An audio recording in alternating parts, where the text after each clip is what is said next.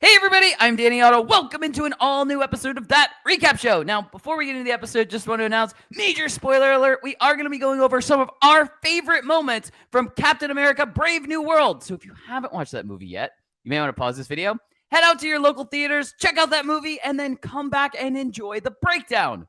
Now with that out of the way, let's start the show! Poppin' Off presents That Recap Show.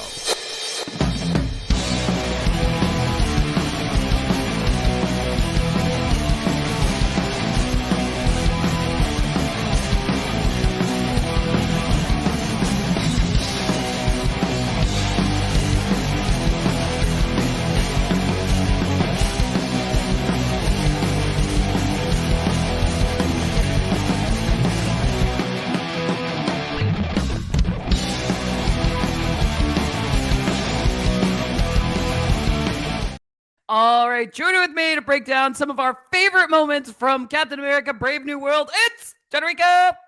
Hello. Hello. And any kind of like catchy phrase to say to this time, but you know, Captain America. Captain America. We can't even say I could do this all day. Like, what's Sam's most like iconic catchphrase? I did like when you were just like, I got shit to do in the middle of the night. I like that one. I got shit to do. I like when he was talking about the big three. I know it was from Falcon and Winter Soldier series, but like, what big three? The big three. What big three? Androids, aliens, and wizards. But anyway, yeah, I mean, kicking this right off with instant reactions. Like, look, I really like this movie because we finally got our moments to see Sam embracing the role as Captain America. Like, we needed this solo film. Like, I know we had the series like Falcon and Winter Soldier, and it was kind of like him becoming Captain America type of thing, but we didn't really have him as Captain America except for like the very end. Right. And that was kind of it. So I really, really liked this because we finally got this, you know, Sam Wilson as Captain America, and we got to see him as Captain America, and he really embodies Captain America. Like, I don't know how else to say that, and I really enjoy that we kind of have like a non-super soldier Captain America, because he has to not only, you know, have fights, but he has to outsmart in these fights too. It's not like he can just, you know, punch his way out of something or jump off the side of a building like we've seen Steve Rogers do and stuff like that. So he actually has to put some thought into stuff, and it makes me really excited to see him in the future, like interacting with other threats and stuff like that, because he is also going to have to, it's almost like, you know, he's going to have to play things really strategically, like we've seen Hawkeye have to do in the past and stuff like that.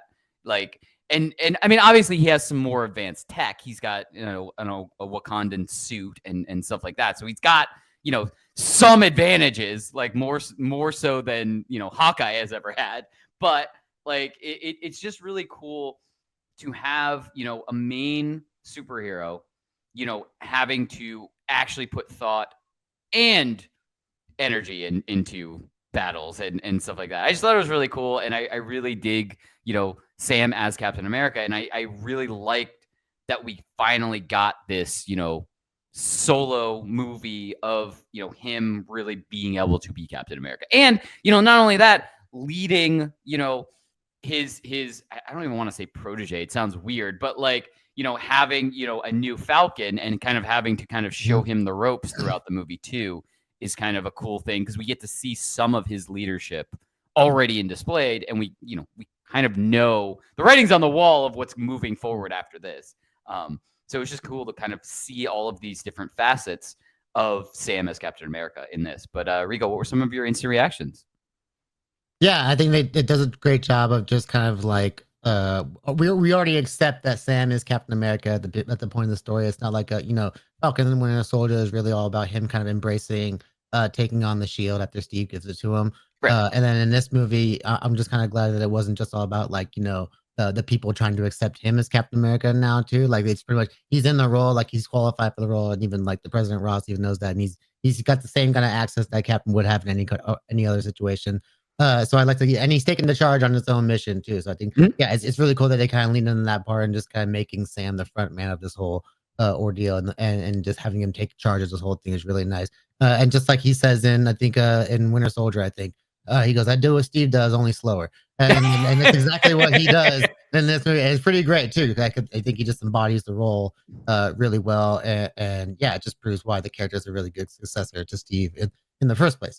But yeah, really, with all that saying too, that this and overall, this movie does feel more like a spiritual sequel to The Incredible Hulk. I would say more than like your typical Captain America film. I would say just because one, the standard that the original Captain America trilogy set is such a high bar that I think like if you try to live up to that, maybe I think you might be it's a tough task to do, especially when you're bringing in a new character in the lead role. So just kind of bringing it in more into like this grounded storytelling, which one I think the MCU kind of needs as far as like the movie side too. 'Cause we're diving into a lot of like pretty crazy like multiversal concepts Right. sometimes. I think just getting back to like basics, like your simple like American political thriller story. That like we're like the most out there thing is this giant celestial island in the middle of the ocean. Cool. So I do like that part of it. But yeah, again, it feels more like a sequel to the 2008 Incredible Hulk movie without actually having Bruce Banner in it. I think that would have been really cool to actually kind of bring Mark Ruffalo's Hulk into this story to kind of Mhm. tie him into that 2008 movie with Edward Norton.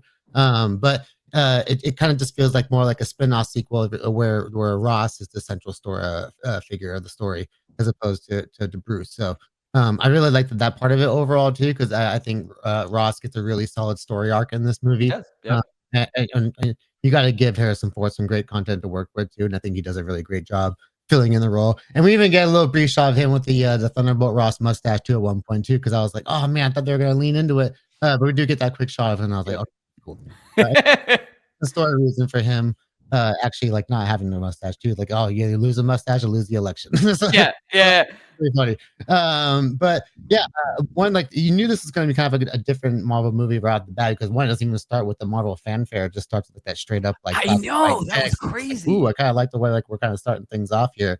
And yeah, but I really would have liked it to be like a little bit more of a focus on Sam overall, even though like he's just kind of taking part in like this kind of Hulk centered storyline but it was still a fun watch overall. Yeah, and I mean, look, we're gonna be fair. Like, there are definitely a lot of things to enjoy about this movie. There's some other stuff that I would have liked to have seen more of, and Yeah. just like you were saying, we would have liked to have seen kind of more centered around Sam.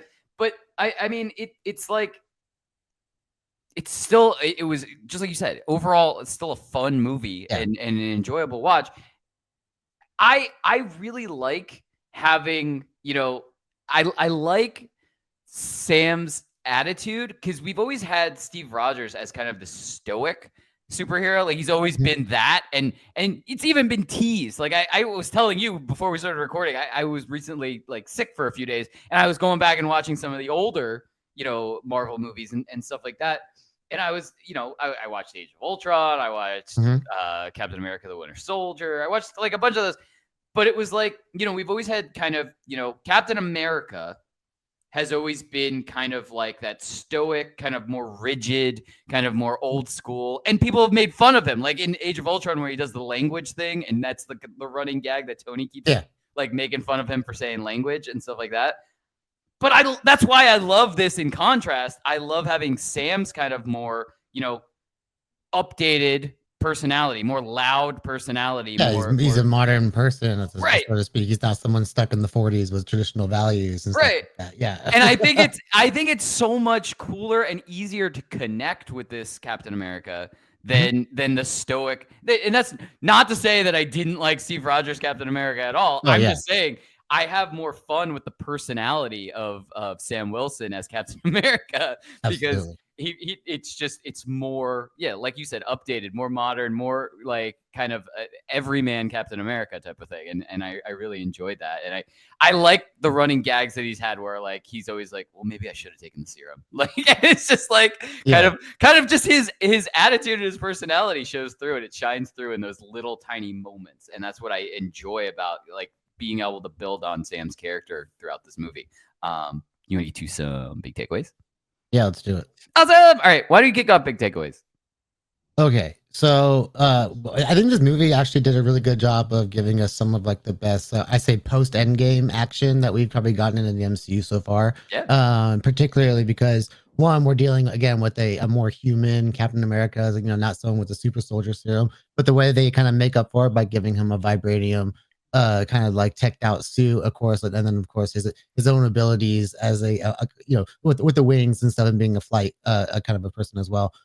So like the way he's able to kind of combine those abilities that Steve didn't have to his own arsenal is really a cool way to kind of add to his own unique twist on the character, and I think that was really cool. But the air fight in this on Celestial Island was probably the coolest action scene I thought so far in the whole movie. I love the way that they kind of utilize him using both Red Wing the drones and his flight abilities, and then I think my favorite shot in the whole sequence was when he was riding the missile, like surfing the missile as he was going into the ship. Just like really creative stuff like that on his end. And of course, the way they choreographed the fight with the Red Hulk, of course, is really great as well. But aside from the action and stuff like that, which was all really fantastic, even the opening action sequence where he's taking out all the Circle Society members is really cool as well. But I really would have liked more character wise if we had gotten a little more focus on Sam's kind of character arc in this movie, because there is such a heavy focus on Ross and Stearns and like their whole dynamic that goes back to the Incredible Hulk movie, and really that like Sam's just kind of playing like the detective, figuring all this out, but really we're focused on this like other story between these other characters. I would have really liked more of like the Sam Isaiah dynamic that we got early in the movie. Because they do the thing where they just kind of throw Isaiah in jail and then they don't bring him back until the end of the movie. I'm just like, oh, well, I would have like one or two more like visit, like, you know, kind of those visiting scenes. Because like they do one and he's like, don't visit me anymore. And I'm like, oh, okay, well, he's just gonna be gone for the rest of the movie then. Yeah. So yeah, go ahead. I was just gonna say, even before that, I really enjoyed early on in the movie when Sam shows up at the gym and is being trained by Isaiah. I would have loved like some more pre the White House visit, but where before like Isaiah even gets thrown into jail. I would have loved another scene or two of them interacting and him kind of mentoring Sam in ways, type of thing, training him also physically, but also mentally training him for being able to be in this role now as Captain America, type of thing. Would have been cool. Yeah, absolutely. And then I also loved the idea of Sam having this internal conflict about being tasked with starting the Avengers as well. And I think that's would have been something that would have been really cool to kind of tackle more in this movie. We do a great scene where, you know, we get the surprise cameo by Bucky, which was like, I was like, oh, hey, Bucky's here. It's like a nice little kind of like setup for him and Thunderbolts, of course, because he's running for Congress. Like, who would have thought that the guy who was like a Russian assassin back in all throughout time is now like running for U.S. Congress now because he's like accepted as a hero. So I just love like that, you know, he's always been one of my favorite characters in the MCU. So just like I just love seeing like this rise for Bucky now. I love it. But yeah, I would have liked to have seen like more kind of like, you know, even if like it wasn't just Bucky, if he went to somebody else within like the Avengers world and just kind of had that same talk with them or something like that, would have been kind of cool. And just kind of get more of a focus on like Sam the character itself and just kind of like the stuff that he's still wrestling with in this role as Captain America. Like first he had to embrace the role, now there's the stuff that comes with the role that he's now like kind of overtaking, I would say. So I would have liked to see more of that, because the conversation with Bucky kind of felt more like a similar conversation that they had in Falcon and the Winter Soldier, where it's just kind of like talking about how Steve chose him for these reasons and stuff like that. So yeah, I just would have liked stuff, more like character stuff like that for Sam.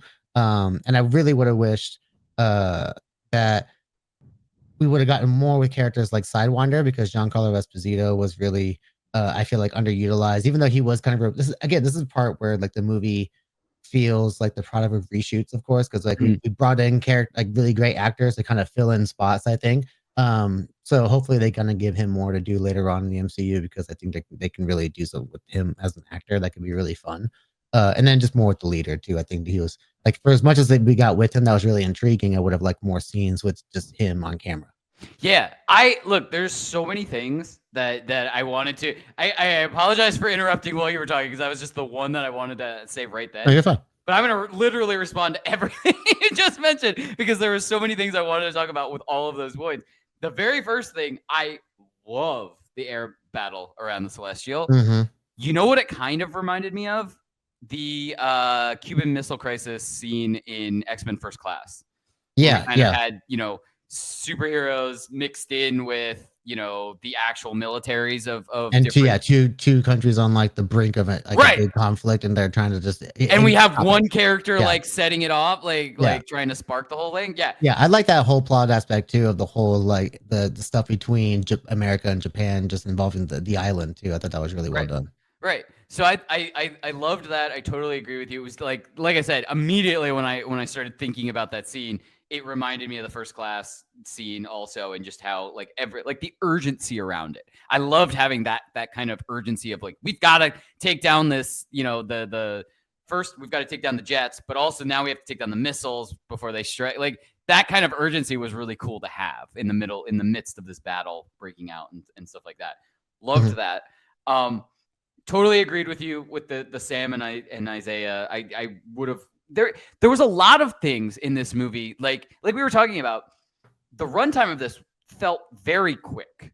Like I realized it was about 2 hours, but still it felt very quick. I would have been just as happy to sit there for another 20 minutes and get, little things like added on here and there, 3 minutes here, 4 minutes here, stuff like that, just to kind of build a little bit more and have, a couple extra scenes with Sam and Isaiah and have a couple extra scenes, like maybe with Sam and Bucky. Like, here's the thing.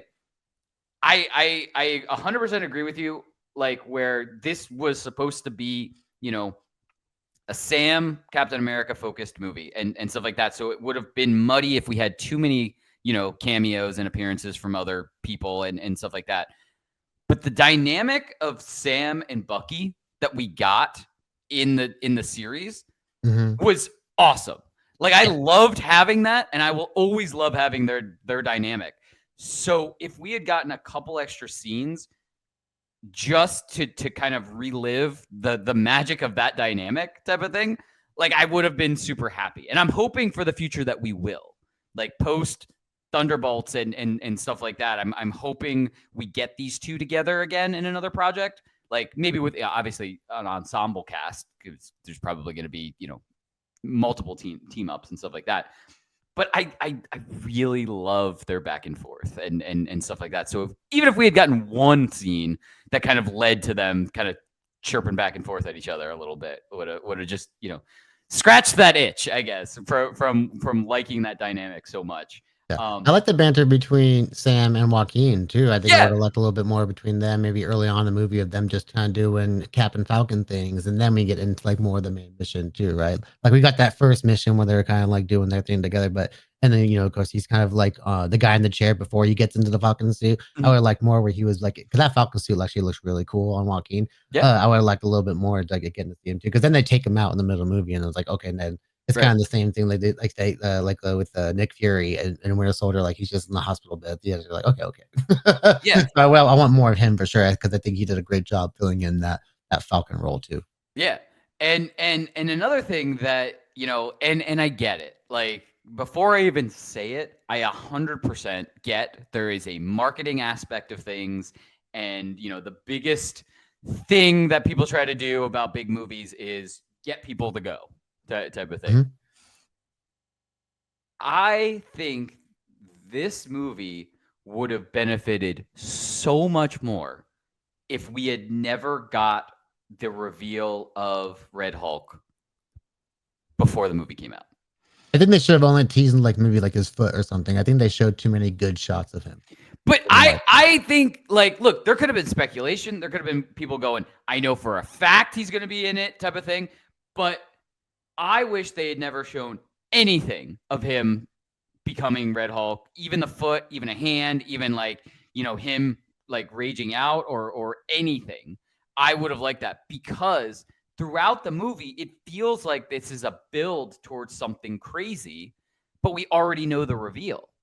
You know what I mean? Like, how much of a holy shit moment would it have been in the theaters if we had never got like the reveal of him turning into it? Now, like I said, this day and age, totally understand that would have been spoiled within the first hour that it came out, or there would have been leaks all over and stuff like that. I get it. But to not have had it in any of the teasers or the trailers, I still think would have brought this level of holy shit moment when that actually like happens.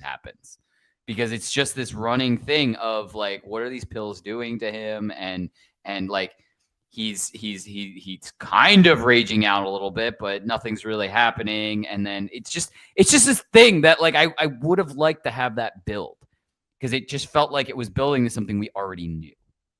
You know what I mean? And so it kind of, I feel like it just took away a little bit from that. That's just my opinion, but.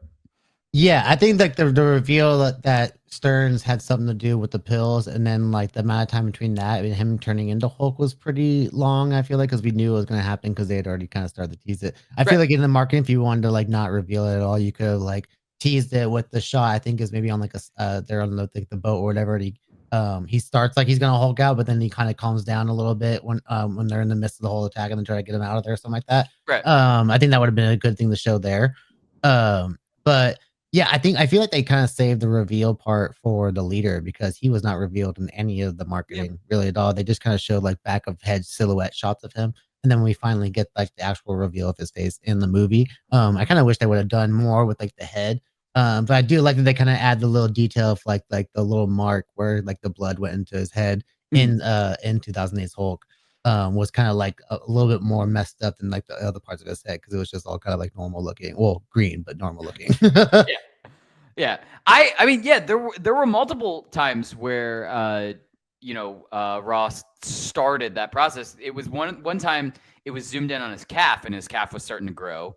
And there was another time where he was on the ship and he started like his hands, right? Yeah. Hulking out, but he was like squeezing that metal pipe, and you could see it starting to squeeze, type of thing. So like there were those teases, but I was just watching it in the sense of how awesome would these teases have been had we not have already seen the scene where he actually hulks out, type of thing. Like that's the only way I was thinking of it. And like I said, I understand, the fact that they revealed it in a trailer of him hulking out. People were like, well, I gotta go fucking see that. Like, you know what I mean? Like fucking Red Hulk's in it. Awesome. Like, but just the tease of not seeing him, I think that moment would have felt a little bit more earned. That's all. Like I'm not disappointed in it. I just felt like it would have been more earned. Like we've talked about that in other stuff we've recapped, like the Spider-Man, your friendly neighborhood Spider-Man, where we didn't get his classic, red and blue suit until the two finale episodes, type of thing, and it felt earned because we went through the homemade suit, we went through a couple of upgraded suits from Norman Osborn, and then we finally get that suit that we want to see, and it feels like we've earned it, like we've gone through all the stuff to get there. And I just that's all. I think the payoff would have been better had we have been able to not have had that reveal, like literally the scene reveal, like in the trailer type of thing. Yeah, I just felt like they showed all like the best shots of him in the trailers too, and like the little small teaser, like the little marketing commercials too. I was like, well, I've seen that shot, and there's only maybe a couple different shots that I hadn't seen in the movie, of course, like the end, of course, when he starts to like kind of come down. He has his sun's getting low moment, with the cherry blossoms and stuff. But yeah, I was like, okay, there was a lot of just certain shots I was just like waiting to see at that point, because I had seen a lot of it already. So yeah, if they had just shown little teases of what, like, because I feel like you don't cast Harrison Ford and then not as Ross too, like replacing that role and not expect him to turn into the Red Hulk, right? So yeah, and it's one of those things. So like, yeah, just give us a little taste, just kind of like what they did with Tom Holland's Spider-Man, where they just show him flipping in, and that was kind of like all we got. Right? Yeah, exactly. But you want to get to some predictions? Let's do it. All right, I'm gonna kick off predictions, and kind of just like along the same lines of enjoy the movie for what it was, but things that I'm looking forward to seeing now, and something that I kind of wish that we had got at the end of this movie. So moving forward, I kind of already started getting into it with like the instant reactions. Is I'm really excited to see Sam as Captain America putting the Avengers together, like and now becoming this leader, not like part of the team anymore, but actually having to, fill the roster and kind of lead the team type of thing, and interacting with, other heroes that we've seen in the past type of thing. Because we had everybody together for Endgame and chunks of people together for Infinity War and stuff like that. So I'm excited to kind of see that process. I'm hoping that we get, a cool few scenes of that actually being put together and stuff. And that kind of leads into exactly what I was kind of hoping for, a post-credit scene. And I know we got a post-credit scene, but we didn't get a mid-credit scene. So like in my head, I'm sitting there watching the credits, and I'm like, what would be perfect right now? Like as a mid-credit scene? Because I like having two. I like having, the end credit, post-credit scene.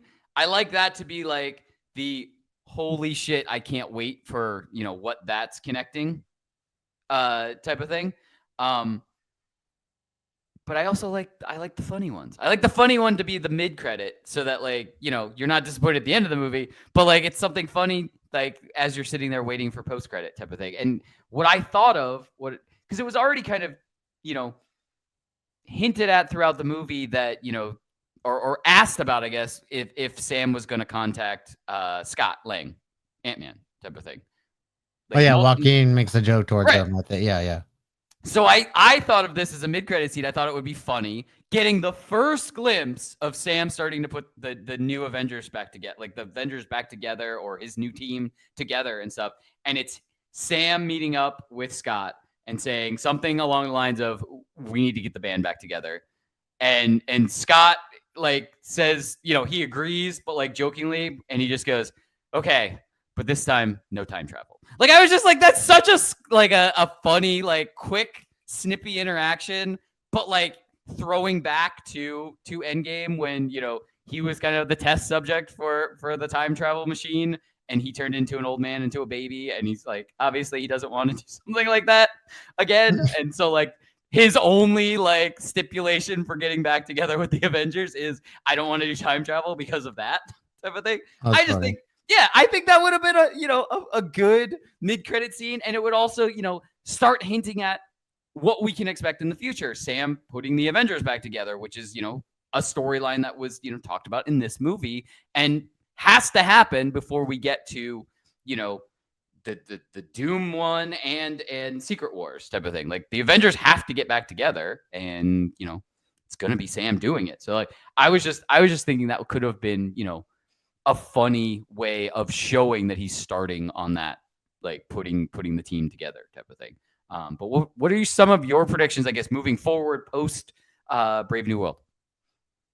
Yeah, it's an interesting thing because I feel like, we've been teased with like, little units of the Avengers still in communication with each other, of course, like the Shang-Chi post-credit scene where we have Wong in communication with like Bruce and Carol and all of them.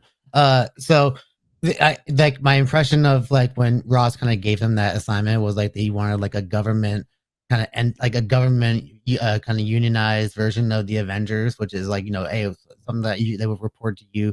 So I always wondering what kind of members like you would be able to get on that team. Just I just imagine there's going to be a few like kind of major characters who just would not be down for that, or they're just not available. Like someone like Strange, who's currently in the Dark Dimensions somewhere, who's obviously going to be like a key player in those movies.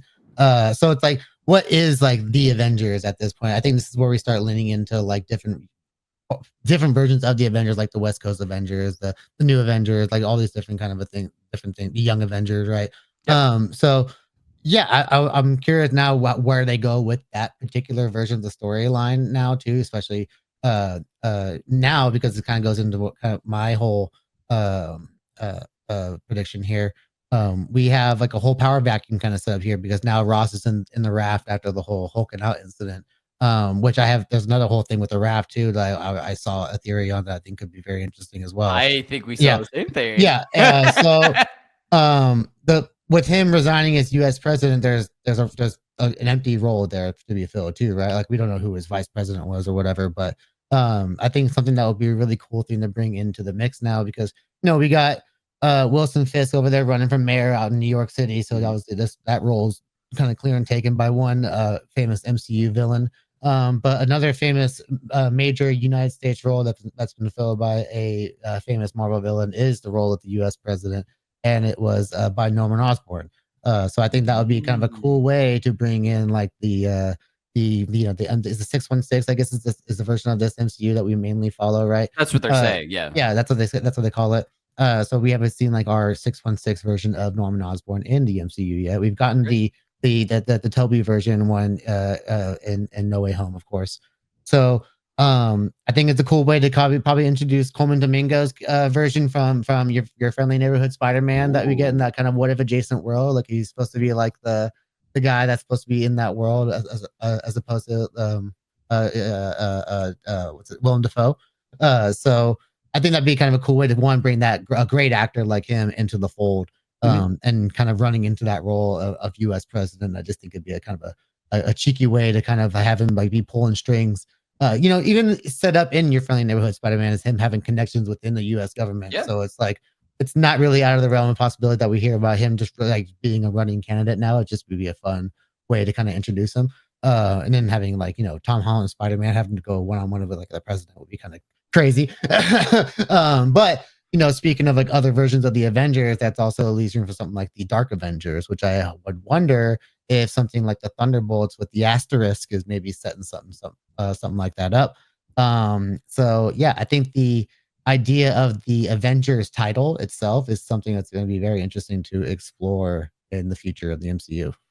Yeah, I'm totally with you. I'm excited to kind of see what teams are going to be put together and stuff like that. I mean, yeah, I mean, right off the bat, I mean, if we think about it, we did have Kamala already starting to try to put the Young Avengers together because she was meeting up with Kate Bishop in an end credit scene.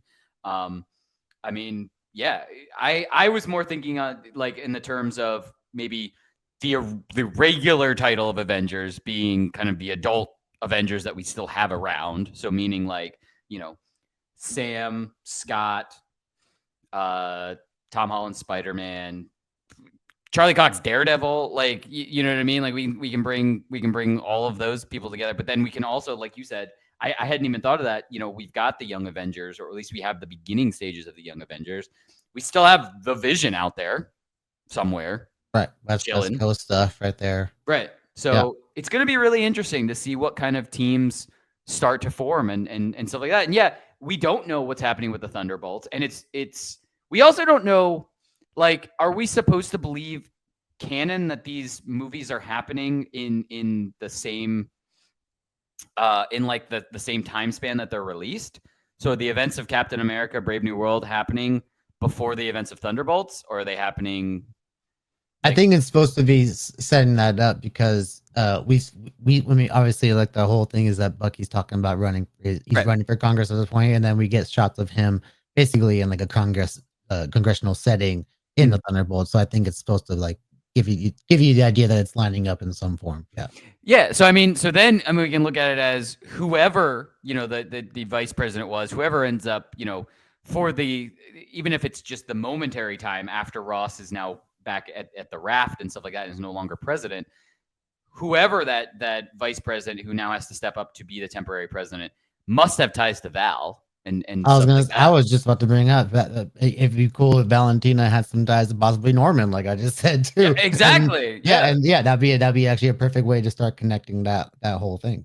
Yeah. I mean, it's the breadcrumbs are there, the dots are there, type of thing to kind of draw this in and to kind of have this also Dark Avengers team going at the same time as we have like our team of Avengers that we kind of know already, type of thing going. So could get pretty interesting. And obviously all of them would need to be working together at some point, whether in Secret Wars or whether before that, type of thing. Yeah.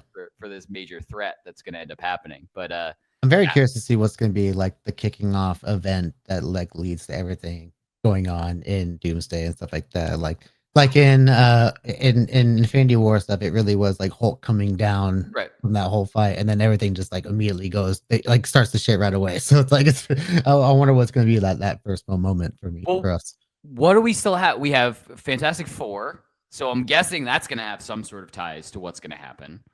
Yeah, well, we have Thunderbolts finishing off Phase 5, and then Right. we have Phase 6 with Fantastic Four, and then I think it's right into Avengers, and then we have another Spider-Man movie coming out, but I don't know if that's in between. I think it is in Doomsday between. and Secret Wars, but yeah. So that's we've got a lot to look forward to here. Yeah. There's a lot of heavy hitters coming up too. Like they're not wasting any bullets here in the chamber. Yeah. The sky is the limit of what can happen. I'm here for everything. I cannot wait. It's full steam ahead at this point for everything that's going to happen. But as we always say, that's what we think. Let us know in the comments below. What did you think of Captain America: A Brave New World? And where do you think we're going to see Sam next? Where do you think we're going to see? I mean, obviously we're going to see Bucky and Thunderbolts, but post that, where are we going to see kind of the Avengers that we already know? And what is going to happen moving forward that's going to lead us into Doomsday and into Secret Wars? It's insanity at this point of everything that could potentially happen and all of the characters that could potentially be coming back. And as always, don't forget, like, subscribe, and turn on notifications to hear about all of our latest audio and video podcast releases. Bye, everybody! Popping Off presents That Recap Show.